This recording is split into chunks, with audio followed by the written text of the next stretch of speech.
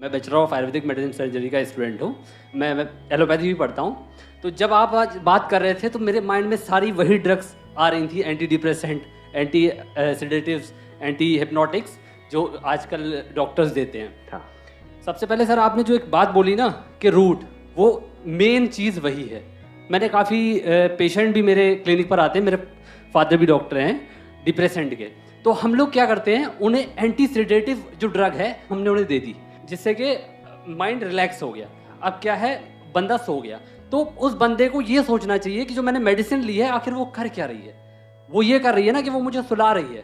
तो क्यों सुला रही है, डॉक्टर क्यों कर रहा है ऐसा? वो इसलिए कर रहा है ताकि आप जो है सोचे ना, माइंड आपका ज़्यादा ना सोचे। ओवर थिंकिंग, जब आप ओवर थिंकिंग में पहुंचते हैं ना तो ये सारी चीज़ें आपके साथ होती है, तो सब कुछ स्ट्रेस्ड आउट हो जाता है। Stressed out. देखो क्या होता है, जब हम बहुत ज़्यादा सोच रहे होते हैं, सोचते रहते हैं, सोचते रहते हैं, तो अगर आप ध्यान से ऑब्जर्व करोगे ना अपनी बॉडी को, बॉडी कॉन्ट्रैक्ट होने लग जाती है। जब भी आप बहुत ज्यादा सोचते हो तो सब कुछ कॉन्ट्रैक्ट होने लग जाता है।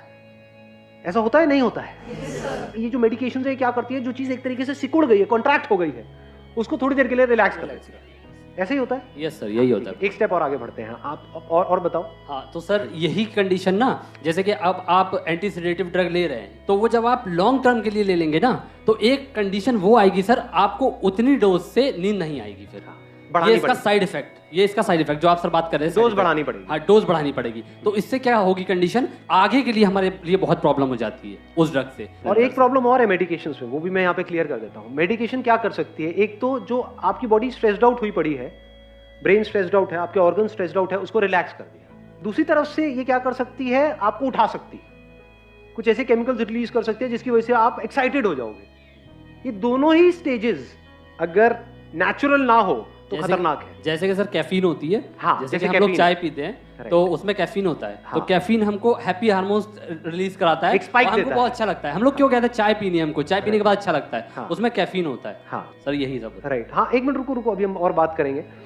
नहीं, सही है, क्योंकि टेक्निकली भी बात हो रही है ना। Is over thinking a problem?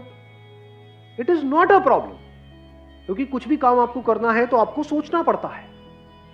क्या लगता है, ये जो एथलीट्स हैं, क्रिकेटर्स हैं, जब ये खेल रहे होते हैं, इनकी थॉट प्रोसेस किस लेवल पे चल रही होती है? तेजी से सोच रहे होते हैं, बहुत धीरे सोच रहे होते हैं? तो speed of thinking is not a problem. Thinking is not a problem. अगर उस थिंकिंग में कॉन्फ्लिक्ट है तो प्रॉब्लम है। अगर उस थिंकिंग में क्लैरिटी नहीं है तो प्रॉब्लम है। क्लैरिटी है तो जितना मर्जी सोच लो, कोई दिक्कत नहीं है। जैसे अभी ये सेशन हमारा चलने वाला है, मान लो जितनी भी देर तक चलने वाला है, अगर ये पूरे दिन भी चलता रहे तो मुझे कोई दिक्कत नहीं है। I will not feel tired. तो मैं अभी सोच रहा हूं या नहीं सोच रहा हूं, या फिर रिलैक्स पड़ा हुआ? हाँ, क्या बोल रहे हो भैया? ऐसा तो नहीं है ना?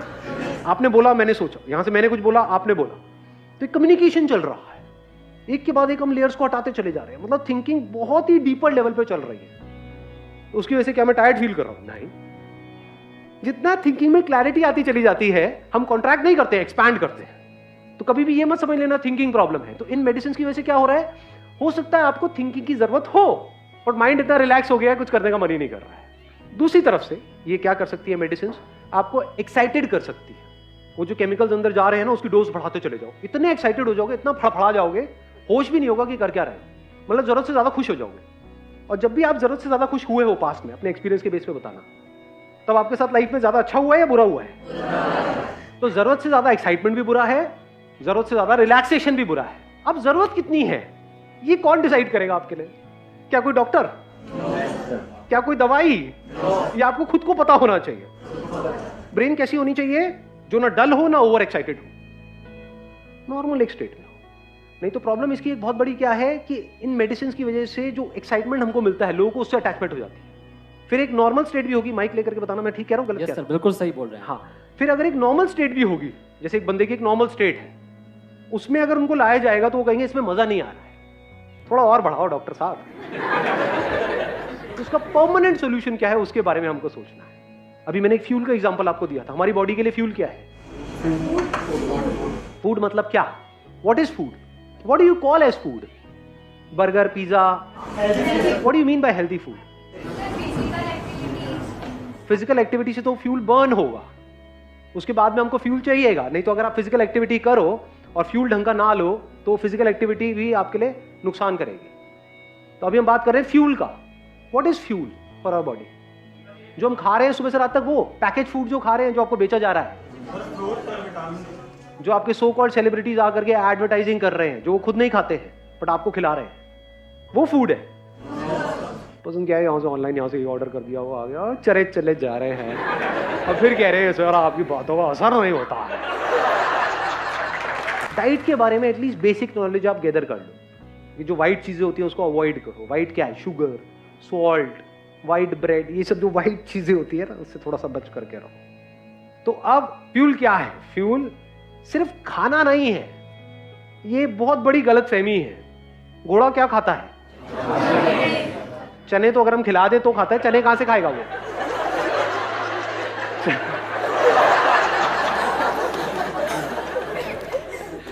घास खाता है. दम होता है घोड़े में? नहीं होता है. तो घास खाने का कर दी ना घोड़ों वाली बात. अरे मैं घास खाने के लिए नहीं कहा. घास में क्या होता है इतना नहीं पता है? मतलब कोई साइंस बैकग्राउंड से नहीं है. क्लोरोफिल नहीं होता है. क्लोरोफिल मतलब क्या? कहां से बनता है वो? सनलाइट से. तो इनडायरेक्टली क्या घोड़ा सनलाइट नहीं खा रहा है? सनलाइट में एनर्जी है या नहीं है? Vitamin D. अब देख लो ये क्या गड़बड़ हो रही है. सनलाइट मतलब विटामिन डी. सनलाइट का रोल सिर्फ विटामिन डी तक है? या सनलाइट के जो हजारों लाखों फायदे हैं उसमें से एक है विटामिन डी? तो फ्यूल मतलब सिर्फ खाना नहीं. That is just one aspect of fuel. धरती, जल, अग्नि, वायु, आकाश, ये 5 तरह का फ्यूल है. फ्यूल से क्या होता है? अगर फ्यूल सही जाए हमारी बॉडी में, आपको मेडिसिन की जरूरत नहीं है. If you take the right kind of food for your body, that food is medicine without any side effects. You don't need additional medicine. अगर फूड को आप ठीक कर लो तो. Does it make sense? तो पहला क्या आया? धरती. धरती से रिलेटेड क्या आ गया? फ्रूट्स, वेजिटेबल्स, ये वो. दूसरा क्या है? धरती. जल, पानी. पानी की कमी हो गई तो अपने आप ही बुरा फील होना शुरू हो जाएगा. खाना उल्टा सीधा खाओगे, अपने आप ही बुरा फील होना शुरू हो जाएगा. धरती, जल, अग्नि मतलब सनलाइट. मैं आपको बेसिक सा एक फंडा बता रहा हूं. डिप्रेशन का इससे डायरेक्ट कनेक्शन है, इनडायरेक्ट नहीं है. आपको एक डार्क कमरे में ले जाकर के बंद कर दिया जाए 7 दिन के लिए, अंधेरे कमरे में, तो एक नॉर्मल बंदा भी डिप्रेशन में चला जाए. और अगर आपको खुले में छोड़ दिया जाए, घोड़े की तरह, घोड़ों के साथ में, घोड़े भी भाग रहे हैं, आप भी भाग रहे हैं, और कुछ लोग अगर घास खाना चाहे तो खा सकते हैं, तो क्या होगा 1 हफ्ते बाद? बताने की जरूरत ही नहीं है, ऑब्वियस है. इसके बाद कौन सा आया? वायु मतलब हवा. हवा कैसी है हमारे आसपास में? दिल्ली में बढ़िया है, पॉल्यूटेड. लास्ट क्या है? आकाश. आकाश मतलब स्पेस.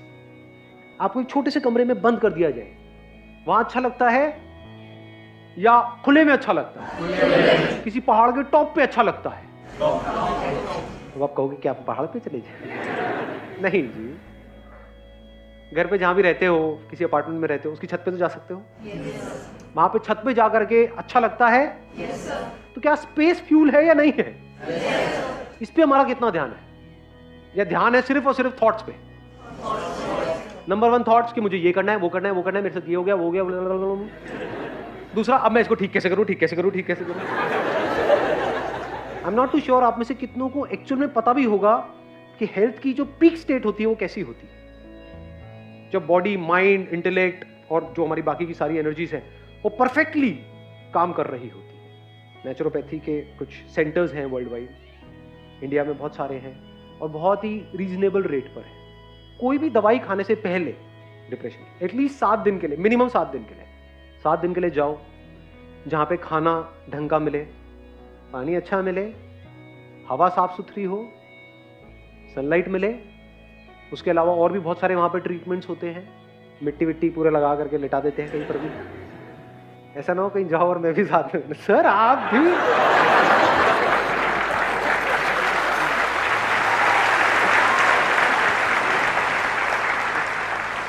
पूरी इतनी लाइफ आपकी आगे पड़ी हुई है, उसके लिए क्या है 10 दिन निकालना बनता है? नहीं बनता है. गाड़ी की भी हम सर्विस कराते हैं ना. अपनी कितनी बार आपने एक्चुअल में सर्विस करी है अपनी बॉडी की?